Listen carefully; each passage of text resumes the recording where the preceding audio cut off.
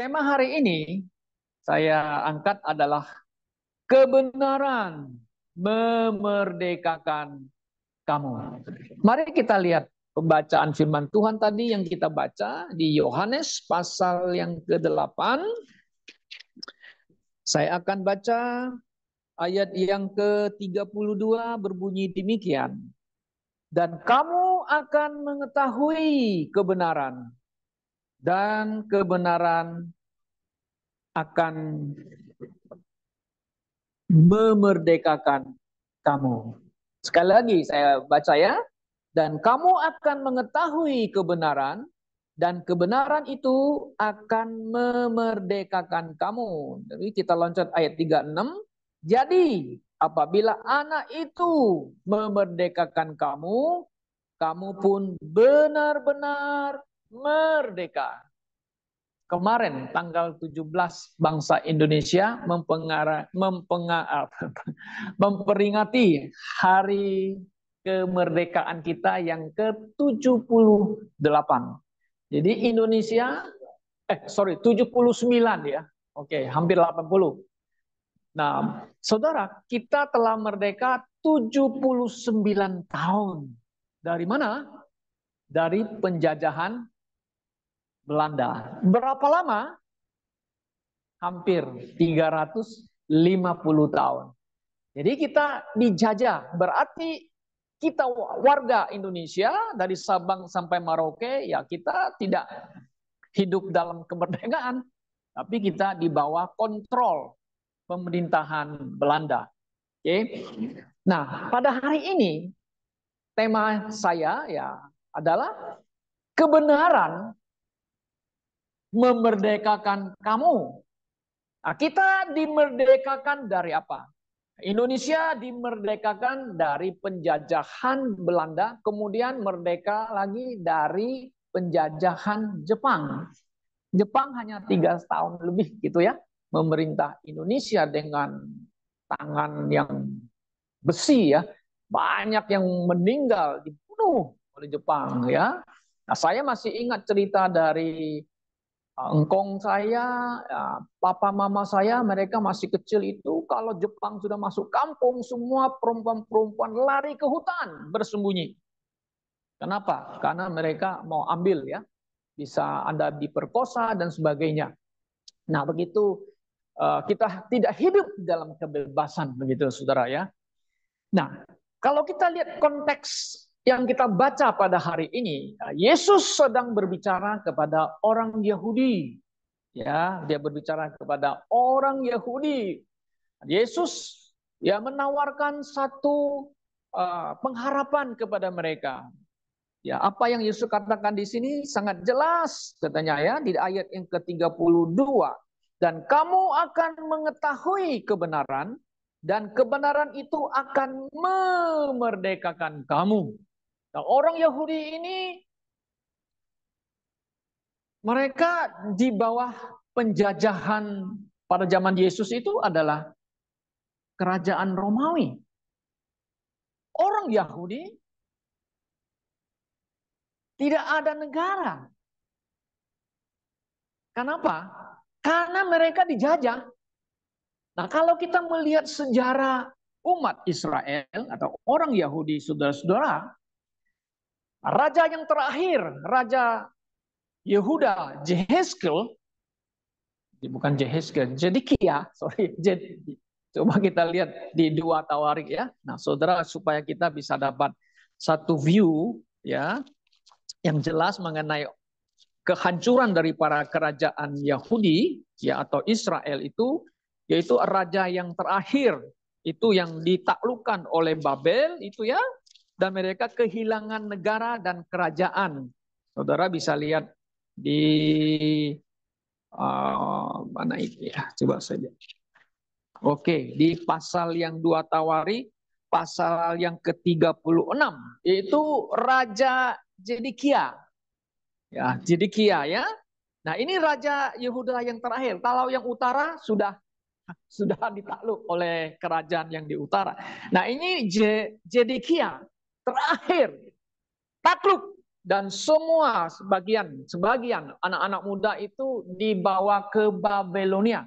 Itu termasuk Nabi Daniel, temannya Sadrak, Mesak, dan Abednego. Ya, termasuk Esther, termasuk semua pamannya yang Mordekai yang ada pada zaman itu, semua dibawa ke Babilonia. Nah, mereka kehilangan negaranya, tanah airnya dikuasai oleh bangsa-bangsa lain. Nah, dikuasai oleh Babel, dikuasai oleh Persia, kemudian pernah dikuasai oleh Alexander the Great, itu kerajaan Yunani ya. Kemudian dikuasai lagi Romawi di zaman Yesus. Jadi tidak merdeka. Negaranya secara politik tidak merdeka. Ya, mereka hidup di bawah kekuasaan bangsa lain. Nah, beribu tahun mereka kehilangan kerajaan. Mereka mau berontak, ditangkap pemimpinnya, ya kan? Nggak bisa, dan sebagainya. Nah, mereka hidup apa adanya sebagai umat Tuhan di tanahnya sendiri, karena dikuasai oleh bangsa-bangsa lain. Nah, sebenarnya umat Israel itu berpengharapan kepada Tuhan, kepada Elohim, ya, kepada Yehova. Nah, kenapa? Karena Tuhan pernah berjanji akan mengirim Sang Mesias kepada mereka. Nah, itulah mereka berharap kalau dia datang, dia akan membebaskan mereka, akan memerdekakan mereka dari bangsa-bangsa lain. Itu dalam pemahaman mereka, saudara-saudara. Maka itulah mereka perlu namanya Savior, Juru Selamat, membebaskan mereka dari penjajahan. Mereka tunggu. Para nabi bernubuat, para nabi diutus kepada umatnya, tapi mereka nggak mau dengar. Akhirnya mereka ya tidak merdeka-merdeka, saudara-saudaraku. Sampai di zaman Yesus, Yesus datang, mereka berpengharapan, Yesus kalau Yesus datang kan memerdekakan kami. Nah, Yesus yang hadir, Yesus yang datang sebagai bayi yang lahir di kandang, ya kan? Kemudian dibesarkan di Nazaret oleh Yusuf dan Maria. Nah, dia tampil kepada umat Israel di Yerusalem, di Yudea, dan di kota-kota besar. Menunjukkan bahwa dia Yesus adalah Mesias, anak Allah. Orang Farisi, hah? Kamu anak Allah? Kamu Mesias? Kamu manusia? Bapakmu kami kenal, mamamu kami kenal. Bapakmu kan tukang kayu, Yusuf. Nggak mungkin. Nah, disitulah kita lihat bahwa umat Israel, orang Yahudi, orang Farisi, orang Saduki, para imam ahli Taurat, mereka menolak Yesus Kristus yang hadir sebagai manusia yang berbicara kepada mereka. Kalau saudara membaca seluruh pasal 8, saudara, nah, saudara bisa lihat banyak hal yang terjadi, ya. Apa yang terjadi? Ya, orang-orang Yahudi mau mencoba Yesus, itu ada seorang wanita ya yang berzina katanya, tangkap basah. Datang kepada Yesus, Yesus, orang ini kedapatan zina. Menurut hukum Musa harus dilempari oleh batu. Bagaimana jawab Yesus? Yesus bilang, dia tulis di tanah. Di antara kamu di sini, orang yang tidak pernah berdosa, dialah yang duluan lemparin batu. Kalau yang tidak pernah berdosa, semua kan ada hati nurani ya, betul nggak? Saya kemarin bohong orang. Kemarin saya buat kata-kata yang nggak benar. Dari yang besar orang Farisi sampai yang terkecil, semuanya lari. Lari artinya meninggalkan perempuan itu yang katanya menurut hukum Musa harus dirajam dengan batu. Pergi semuanya. Tinggalkan wanita itu. Dan Yesus tidak menghukum wanita itu. Dan dia mengatakan, jangan berbuat dosa lagi.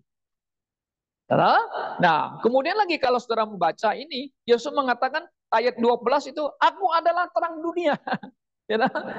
Barang siapa mengikut aku tidak akan berjalan dalam kegelapan, melainkan ia akan mempunyai terang hidup. Wah, Yesus terang dunia. Bagi orang Yahudi dalam konsep teologi yang mereka ngerti ini, bahwa anak Allah, Yesus Kristus adalah terang dunia, the morning star kalau di dalam Wahyu itu.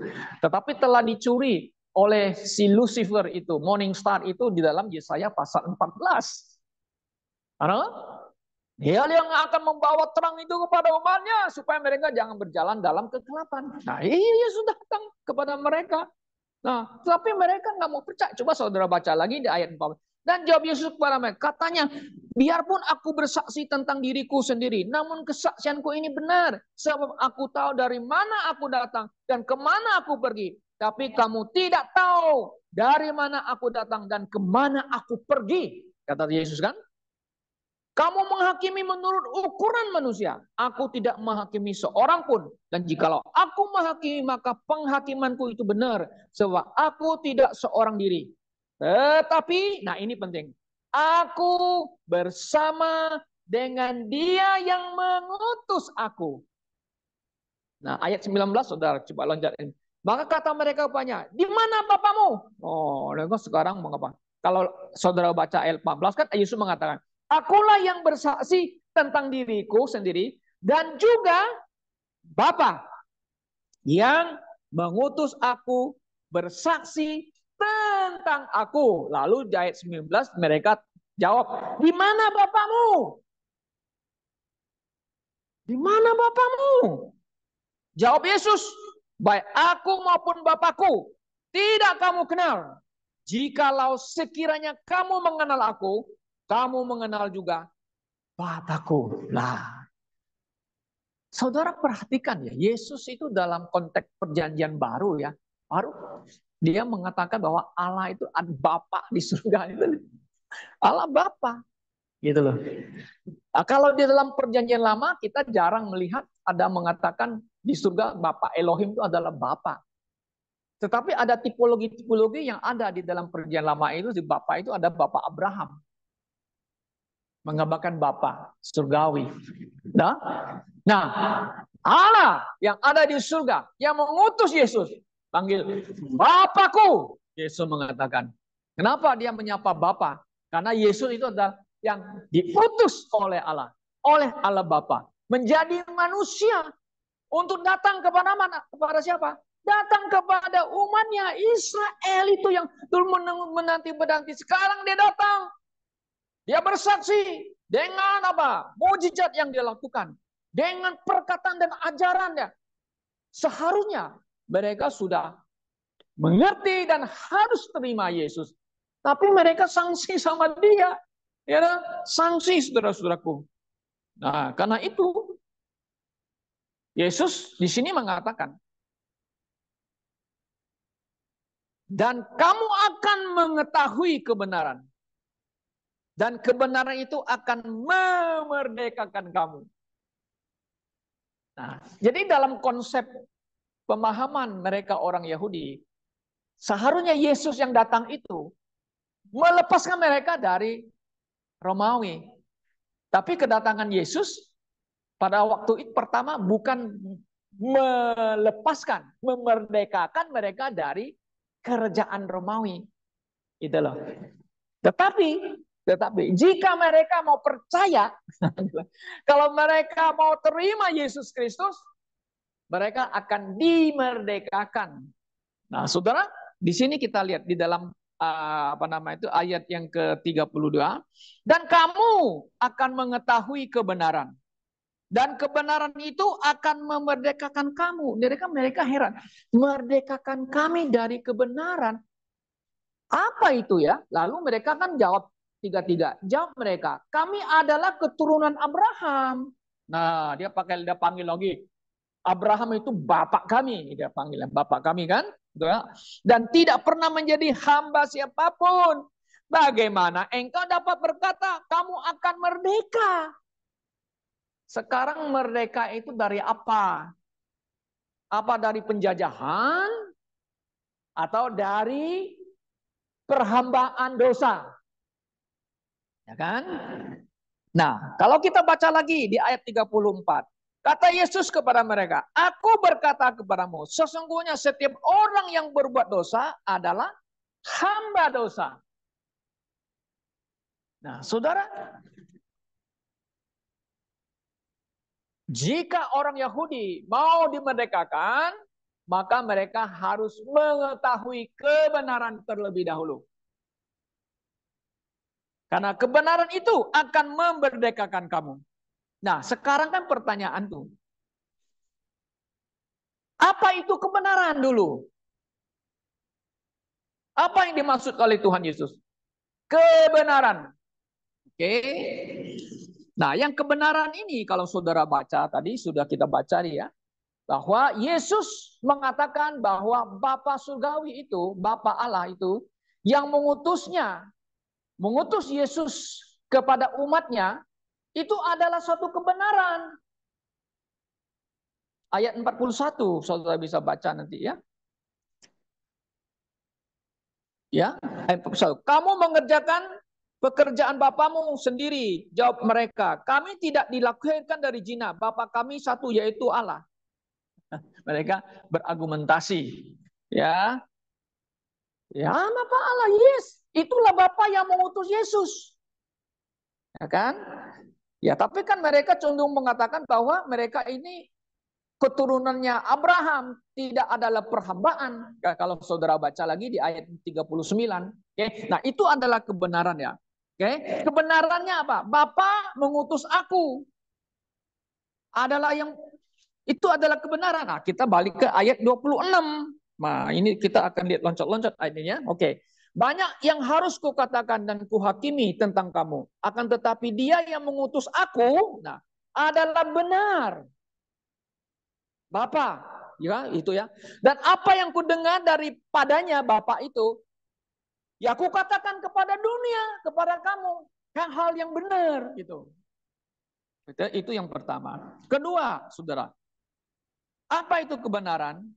Yesus menyatakan kepada dirinya, aku anak manusia. Kenapa? Karena artinya Yesus datang dari Bapa, dilahirkan sebagai anak manusia. Itu ayat 28. Oke, maka kata Yesus, apabila kamu telah meninggikan anak manusia, barulah kamu tahu bahwa akulah dia dan bahwa aku tidak berbuat apa-apa dari diriku sendiri, tetapi aku berbicara tentang hal-hal sebagaimana diajarkan Bapa kepadaku. Yesus lakukan apa? Karena dia dapat dari Bapa. Karena Bapa yang mengajar kepada dia. Bagaimana dia harus lakukan ketika dia menjadi manusia di bumi ini. Itu kebenaran. Oke. Nah, saudara, ini jelas kebenaran ya. Kemudian kita lihat lagi, ada ayat begini. Yesus mengatakan kepada mereka, mereka akan mati dalam dosa mereka. Itu ayat 21 sama ayat 24. Coba kita ayat 21 ya. Maka Yesus berkata pula kepada orang banyak, aku akan pergi dan kamu akan mencari aku, tetapi kamu akan mati dalam dosamu. Ke tempat aku pergi, tidak mungkin kamu datang. Oh, ini orang Yahudi ini. You keturunan Abraham ya? Bapakmu Abraham ya? Oh ya. Allah itu bapakmu juga ya? Tapi you tidak percaya sama saya. Bapak mengutus aku. Kalau kamu tidak mengetahui kebenaran ini, ya itu kamu akan mati dalam dosamu dan kamu tidak akan bisa pergi ke tempat di mana aku ada. Dengan kata lain, kamu nggak bisa masuk surga. Orang Yahudi menolak Yesus, tidak percaya Yesus, bagaimana mungkin bisa masuk surga? Oh ya, kami keturunan Abraham, kami punya hukum Musa. Lu nggak percaya Yesus dan tidak percaya kepada Allah Bapa yang mengutus Yesus, bagaimana bisa masuk surga? Tidak mungkin. Sampai hari ini orang Yahudi yang kita hormati kan, ya kita doakan saudara. Mereka masih mau nolak Yesus tuh. Mereka pintar, yes, cerdas, yes. Dalam the covenant Abraham, mereka umat pilihan, yes. Kita akui mereka umat pilihan. Tapi mereka bukan umat yang sudah dibuang oleh Allah Bapa ya. Nah, ini banyak ada orang Kristen yang punya pemahaman Mereka mengatakan umat Israel yang asli itu sudah nggak ada, sudah dibuang. No, kita bilang sudah hilang katanya, hilang sudah dibuang. Gantinya gereja, namanya replacement theology, artinya teologi pergantian ya. Jadi umat Israel diganti oleh gereja, oleh orang Kristen. Kita bilang no. Janji Tuhan tetap, umat pilihan yes melalui Abraham. Sampai hari ini yes. Maka itu kita sebagai orang Kristen jangan sombong. Nah, sombong apa namanya? Kamu itu zaitun yang liar dicangkok kepada pokok itu. Nah, yang asli punya itu kan sudah dikerat karena mereka menolak Yesus kan, dikerat. Nanti akan disambung lagi loh. Kalau waktunya kita di mana waktu zaman bangsa lain sudah genap, kita di rapture, orang Yahudi akan dicangkok kembali ke pokoknya, saudara-saudara. Nah, maka itu kebenaran. Ini yang Yesus sampaikan. Mereka tolak. You akan mati dalam dosamu. Dan kamu nggak mungkin pergi ke tempat aku berada. Jelas ayat ini. Ini kebenaran. Saudara-saudara ya. Kebenaran. Apalagi orang yang tidak percaya Yesus. Orang bukan Yahudi. You kalau nggak percaya Yesus, Anda juga tidak mungkin bisa ke surga. Ya, kenapa? Karena Yesus itu juru selamat dunia. Nah, gitu kan. Nah, kemudian saudara, kita lihat bahwa Yesus sendiri mengatakan bahwa dia adalah kebenaran. Nah, sekarang kita sudah mulai kepada poin intinya. Yesus adalah kebenaran. Sesuai dengan perkataannya sendiri di Yohanes 14 ayat 6. Ah, semua harus hafal itu. Apa itu? Yesus berkata, aku adalah apa? Jalan dan kebenaran dan hidup. Tidak ada seorang yang sampai kepada Bapa kalau tidak melalui aku. Perhatikan, aku jalan. Jalan itu kan menghubung ya. Kebenaran Yesus. Yesus kebenaran nggak? Yes, kebenaran dia. Apa yang dikatakan, apa yang itu semua kebenaran. Nggak ada yang nipu-nipu, bohong-bohong. Kan begitu, kebenaran. Nah, apa yang Yesus sampaikan, apa yang Yesus ajarkan, kemudian ditulis di Alkitab adalah kebenaran. Nah, maka itu ayat di sini atau sanctify them through thy truth. Thy word is truth. Perkataan Yesus apa? Kebenaran. Apa yang Yesus ucapkan? Apa yang Yesus ajarkan? Matius, Markus, Lukas, Yohanes. Catat. Itu kebenaran, saudara-saudara. Maka itu kita baca Alkitab firman Tuhan, kebenaran. Maka itu di 2 Timotius pasal 2 ayat 15, ini adalah ayat kita punya, harus kita pegang mati itu. Ya kan? Study to show thyself approved unto God. A workman that needed not to be ashamed, but rightly dividing the word apa? The word of truth. Iya, itu ada the word of truth. Paulus tulis. Kebenaran. Jadi dasar iman kita kepada siapa? Adalah firman kebenaran Alkitab. Sangat jelas itu, saudara-saudara. Nah, maka itu Yesus mengatakan, ya, kamu akan mengetahui kebenaran.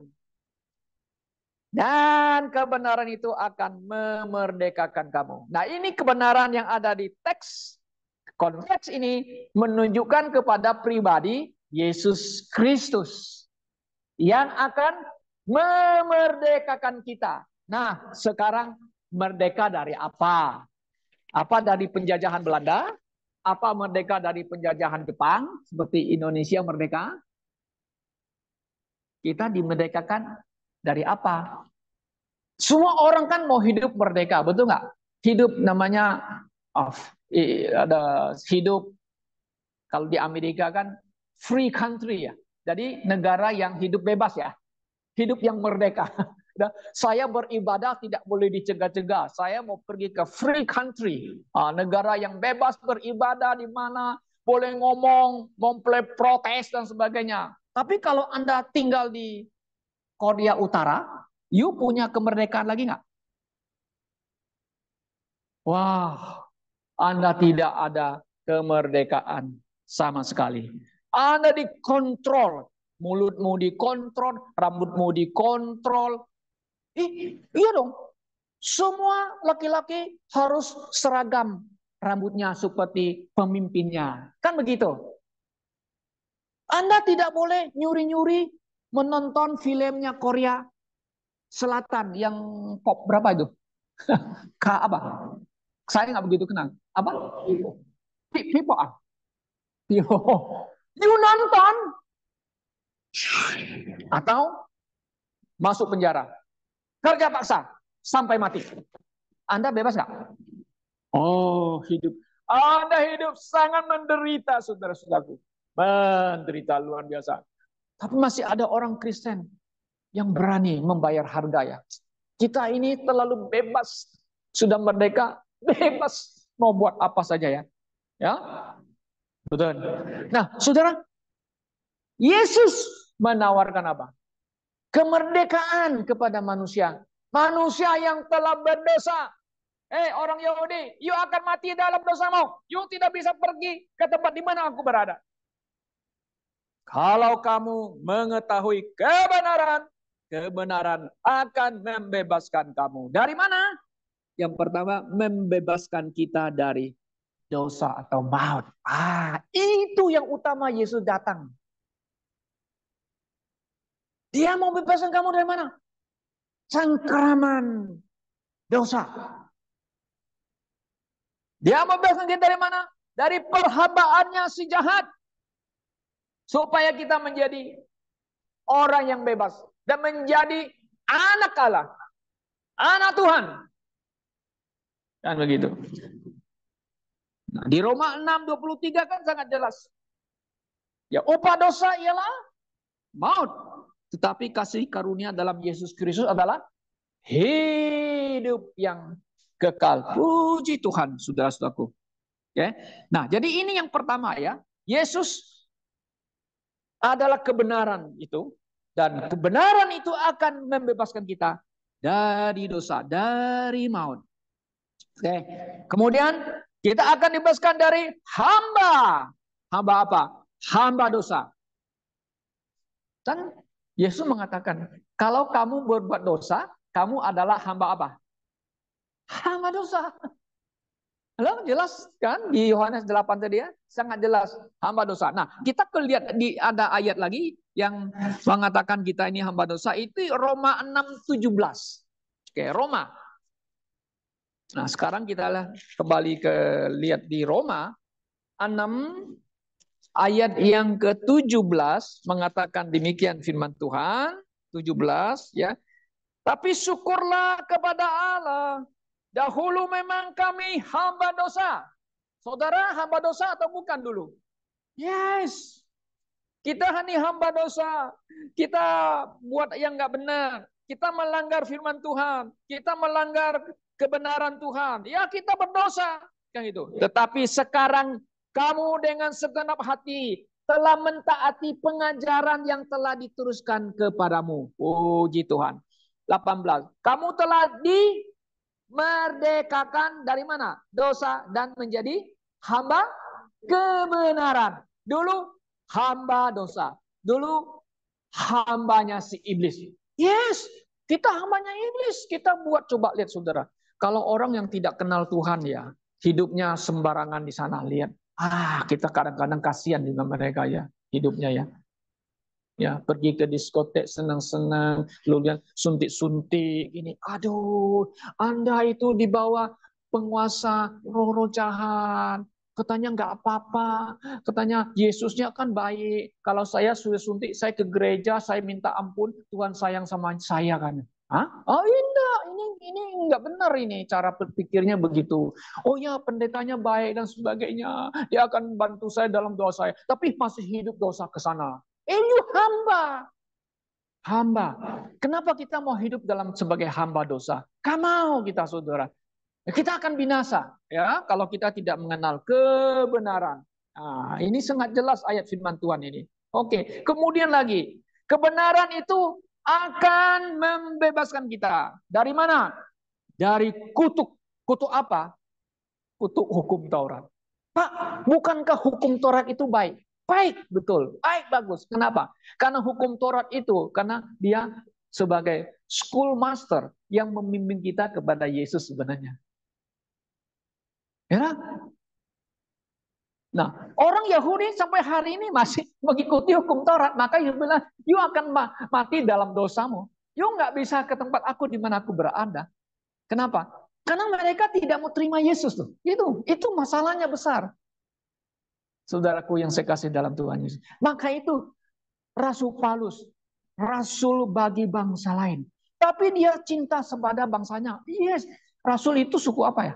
Benjamin ya. Suku Benjamin loh. Makanya mereka selalu kalau suku Benjamin, we are the Jews. Kenapa? Karena suku Benjamin lah yang melekat dengan Yehuda. Karena waktu Daud menjadi raja, dia yang pertama yang join, yang gabung, dukung Yahudi, dukung Daud jadi raja. Yang lain baru pelan-pelan satu-satu. Maka itu Benjamin, Efrata itu yang lebih dekat dengan Yehuda. Maka selalu bilang, we are Jews. Ya kami Yahudi. Orang Israel apa Paulus Yahudi nggak? Yes, orang Yahudi dia. Nah, dia sayang sama bangsanya. Makanya di dalam Roma pasal 10 kan, doanya apa? Supaya bangsaku. Aku ini orang Israel asli, Benjamin asli. Doaku kepada bangsaku supaya mereka diselamatkan, bukan dibebaskan dari penjajahan, bukan loh. Dibebaskan dari apa? Dari dosa, dari tidak kebenaran. Kenapa? Karena mereka membangun kebenaran diri sendiri, tidak mau terima kebenarannya Allah. Kebenarannya apa? Itu yang disampaikan oleh Tuhan Yesus. Aku ini anak Allah, aku itu diutus oleh Bapa dari surga. Maka itu Yesus mengatakan, percayalah kepada Bapa dan percaya juga kepada siapa? Aku. Karena di rumah Bapakku banyak tempat tinggal. Kalau Anda percaya Allah, tidak percaya Yesus, nggak mungkin Anda pergi ke sana. Jika Anda hanya percaya Yesus dan tidak mau percaya kepada Allah Bapa, nggak bisa. Anda tidak akan mendapatkan hidup kekal. Kenapa? Karena itu, kalau kita percaya kepada Yesus Kristus, kita juga percaya kepada Allah Bapa. Ya kan? Yang mengutus Yesus Kristus. Sudah jelas. Makanya di dalam Yohanes 17 sangat jelas. You mau hidup kekal? Percaya kepada Dia yang telah mengutus aku, Bapa itu, dan percaya juga kepada aku. Oke. Nah, ini sangat jelas sekali, saudara ya. Oke. Jadi kita dibebaskan dari kutuk hukum Taurat. Wow. Kenapa?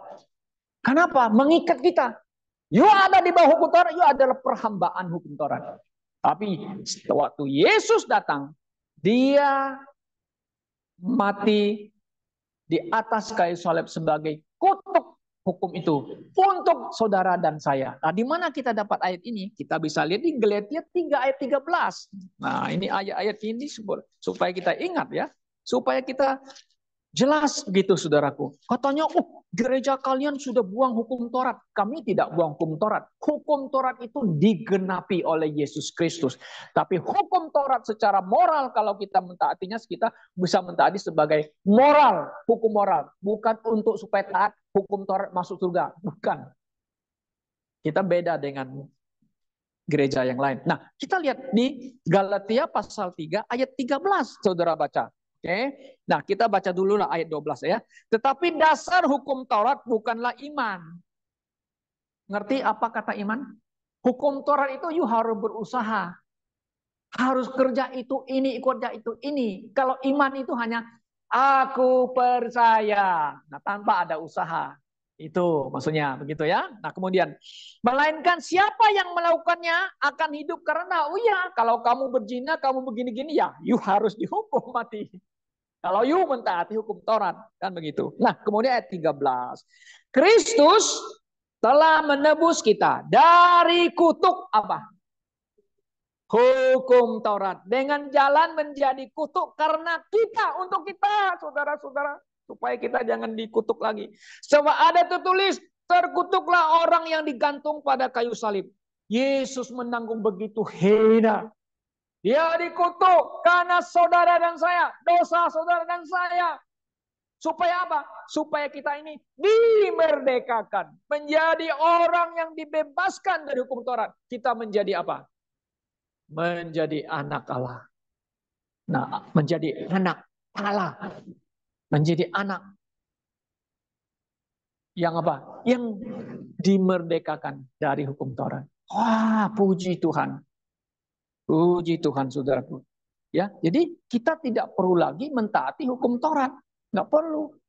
Nah, ada orang lagi mau pergi ke sunat lagi kan? Ada yang gereja apa itu? Supaya lebih suci. Nggak ada itu. Oh, saya tidak makan babi lagi karena haram. Karena hukum Taurat melarang makan babi. Ada orang Kristen nggak mau makan babi loh. Tahu gereja apa? Advent. Nggak boleh minum kopi. Betul ya? Tidak boleh makan ikan yang tidak bersisik. Harus yang bersisik. Oh, tapi mereka mentaati separuh-separuh. Not full. Harusnya kamu tak sepenuh dong. Bawa kambing domba ke gereja disembelih-sembelih. Ya kan? Harusnya kan?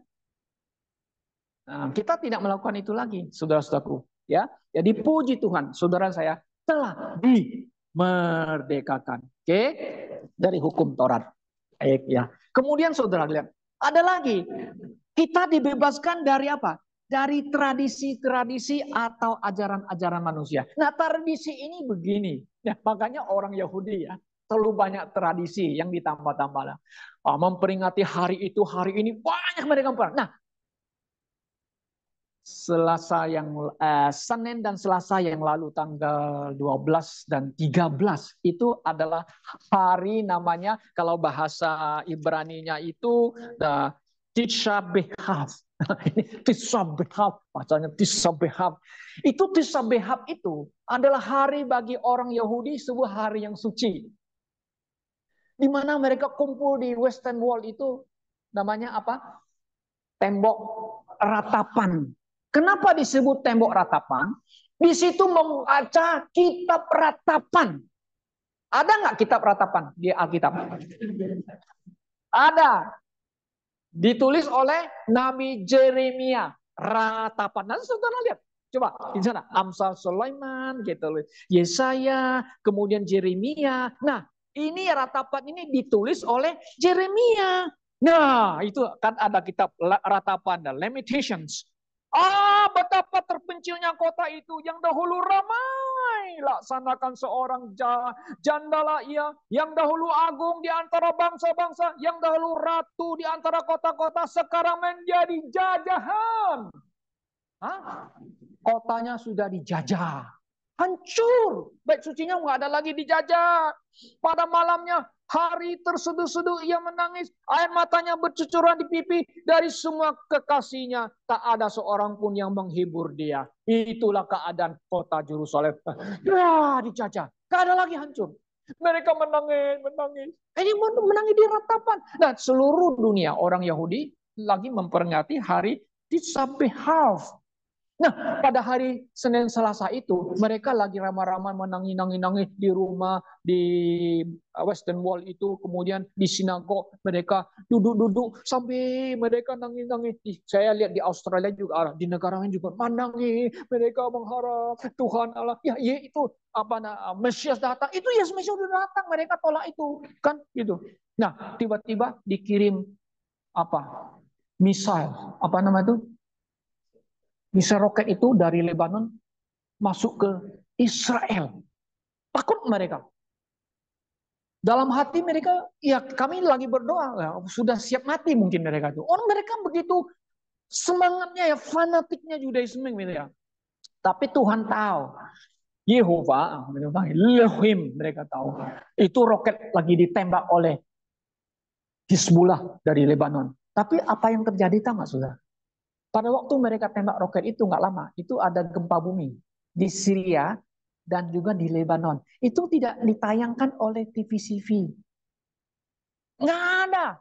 Saudara hanya bisa klik aja. Itu TV7. TV7 Israel. Dengan yang lain-lain. Oh, Tuhan mereka juga Tuhan kita yang kita sembah dalam nama Yesus ya. Allah Bapa kita ya. Ya mereka berdoa untuk Tuhan mereka, yes. Tapi hanya sayang mereka tidak terima Yesus. Bagaimana bisa masuk surga? Tetapi janji Tuhan kita mengatakan, janji kepada umatnya itu pasti masih ada. Tuhan masih bekerja, yes kita. Tuhan masih berdalat kepada umatnya, iya kita mengatakan. Ya, hanya mereka menolak Yesus sebagai juru selamat dan Mesias mereka itu saja. Nah, saudara, jadi orang Kristen yang telah percaya Yesus, kita tidak diikat lagi oleh hari-hari itu, hari suci, hari ini hari apa, enggak lagi. Makanya Paulus mengatakannya, banyak orang, oh hari ini bagus, hari itu baik. Nah, kita semuanya hari juga bagus. Semua bagus. Nah, kita dibebaskan dari tradisi ini. Di dalam tradisi kita orang Tionghoa, kita orang Tionghoa yang percaya Tuhan kan. Kalau udah sincia kan banyak macam-macam ya. Betul nggak? Oh, nggak boleh gini, nggak boleh begini, nggak begini. Betul nggak? Waduh, bagaimana? Tapi ada mama kita yang baik. Oh, anakku ini yang sudah Kristen sama anakku yang muda beda. Jadi kasih makan pun beda. Nah, saya masih ingat Pak Andri ada di sini. Acung namanya Pak Andri. Dia suka cerita, mamanya tahu dia Kristen. Nah, dia kasih sesuatu yang beda sama anaknya. Kalau yang sudah Kristen dia tidak pai-pai. Kalau ini yang belum Kristen dia boleh pai-pai dikasih katanya. Boleh. Nah, gitu loh. Ya kan? Nah, kalau kita kan udah cengbeng kan ke kuburan ya. Oh, harus bawa makanan, ciu lah, bawa ayam, bawa apa ya. Kan harus sembahyang ya. Kalau kita Kristen, orang Kristen bawa bunga. Ya, puji Tuhan. Kenapa kalau kita bawa ciu, bawa makanan, kepalanya babi, ayam, apa semua, bisa makan nggak dia? Nggak bisa kan? Nah, saya masih ingat masih kecil, saya pernah begitu. Kayak akong-akong, udah gitu kan kayak akong apa opa oma panggil, wah bangun ya, bangun ya, makan ya, gue dah. Sudah habis pai, kita sih udah lidahnya sih udah lapar ini. Si papa mama tunggu ya, tunggu akong ciak dulu, akong ciak katanya, tunggu. Wah udah agak matahari sudah mulai trek gitu ya. Aduh lapar. Oh katanya udah selesai katanya. Pai. Siapa yang makan? Cucuknya yang makan kuenya. Kue yang makan. Ada sebagian kue yang disimpan situ, taruh situ ciunya nggak boleh. Ada ayamnya kita bawa pulang lagi makan kita. Mantap. Ya kita diikat oleh tradisi-tradisi ya. Nah kalau kita sudah percaya, nggak ada satupun yang boleh mengikat kita. Tidak ada lagi katanya pantang hidup, nggak ada. Bagi kita dalam Kristus Yesus, saudara dan saya telah dibebaskan, dimerdekakan dari tradisi-tradisi budaya dan ajaran manusia. Manusia itu maunya mengikat kita, menakut-nakutin kita. Maka itu ada orang percaya Yesus, nggak boleh gini, takut, nggak boleh gini, katanya akan ada hantu datang. Kamu sudah diserang, sudah keok duluan. Gimana jadi orang Kristen begitu, saudara? Kita harus kuat. Berdiri teguh kata Paulus, tidak boleh goyang. Berdiri teguh dalam iman kebenaran kita. Nggak boleh kata orang begini, kita sudah cuek, ya, apa namanya? Ciut, ciut. Hatinya itu ciut. Jangan ciut kita. Yesus kita yang berdaulat, yang telah memerdekakan saudara dan saya. Puji Tuhan. Nah, saudaraku, kalau saudara telah menerima Tuhan Yesus dan percaya kepada Yesus Kristus yang diajarkan dalam Alkitab, nah saya akan tekan, yang di Alkitab ya, bukan Yesus yang di luar Alkitab ya. Menurut kebenaran, Anda telah menerima, percaya Yesus, Anda telah dimerdekakan. Puji Tuhan. Anda jadi orang merdeka. Kalau begitu Pak, saya merdeka, saya boleh seenaknya loh memakai kemerdekaan saya. No, Paulus mengatakan, yuk jangan kembali lagi ke sana. Udah kembali sana, aduh balik lagi, balik lagi. Gak ada itu. Kita harus hidup merdeka untuk menjadi hamba kebenaran dan melakukan yang benar. yang memuliakan Tuhan kita, Yesus Kristus yang rela mati, dihina, ya dikutuk di kayu salib demi saudara dan saya. Tetapi dia bangkit kembali untuk pembenaran iman kita, pembenaran kita, supaya kita dibenarkan di hadapan Tuhan. Menjadi orang yang benar. Kiranya Tuhan menolong kita. Kalau saudara telah percaya Yesus, puji Tuhan. Kalau saudara belum percaya Tuhan Yesus, saatnya terimalah Yesus sebagai Tuhan dan Juru Selamat pribadimu, maka kamu akan dibebaskan. Tuhan memberkati kita. Mari kita berdoa.